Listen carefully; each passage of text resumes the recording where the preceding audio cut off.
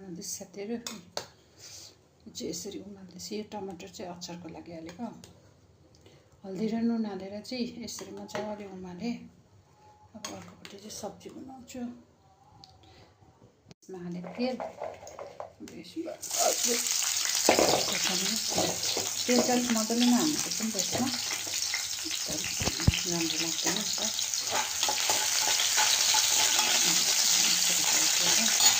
गरिरहेको छु।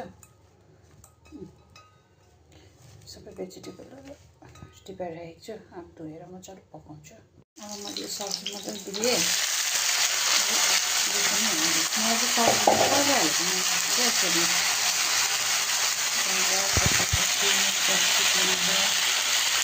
सिमी मटर अब जे जे छ त्यो हालेँ मजाले। रङ खोर्सानी म चाहिँ अरू के मसलाहरू चाहिँ हाल्दिनँ यसमा। अदुवा र लसुन चाहिँ कुटिकन हाल्छु। यसलाई मजाले चलाएर भिडियो गर्ने मान्छे नभए कस्तो अप्ठ्यारो हुन्छ साथीहरू। अब यसलाई एकछिन यसलाई मजाले चलाउँछु। अन्त अदुवा र लसुन मजाले कुटेर हाल्छु यसमा। दिइसकेँ। यसमा चाहिँ हल्दी र नुन मात्रै हालेको छु। यो टमाटर चाहिँ अचारको लागि राखेको मैले भनिहालेँ। यो चाहिँ आँटाको, मैदाको अझै राम्रो हुन्छ। तर अब आफ्नो हेल्थको लागि त है मैदा त धेरै खानु मिल्दैन नि त। त्यही भएर चाहिँ मैले आँटाको बनाएको। हेर्नुहोस्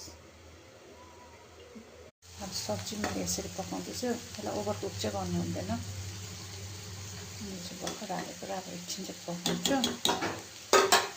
अन्त चिकन नहुने चाहिँ यसमा लसुन हो, तर मैले अदुवा पनि हालेको छु। हाल्छु अदुवा र लसुन। यो यत्तिको भएपछि चाहिँ यो हालिदिनु हो। झरेको छ।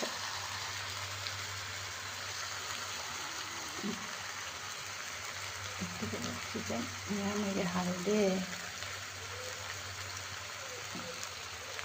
र अदुवाको पेस्ट हालेको छु। अब चलाउँछु है यसलाई। यसमा लसुन चाहिँ एकदम इम्पोर्टेन्ट छ, हाल्नुपर्छ लसुन। र मैले यसमा सोया सस पनि हालेको छु। म चाहिँ दुनियाँहरूको मसलाहरू चाहिँ के हाल्दिनँ यसमा। माथिबाट धनिया हाल्छु।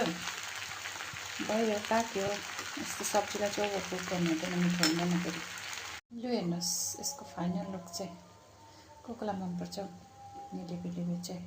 अन्त आफ्नो आफ्नो तरिका हुन्छ होइन पकाउने। म चाहिँ यसरी पकाउँछु है।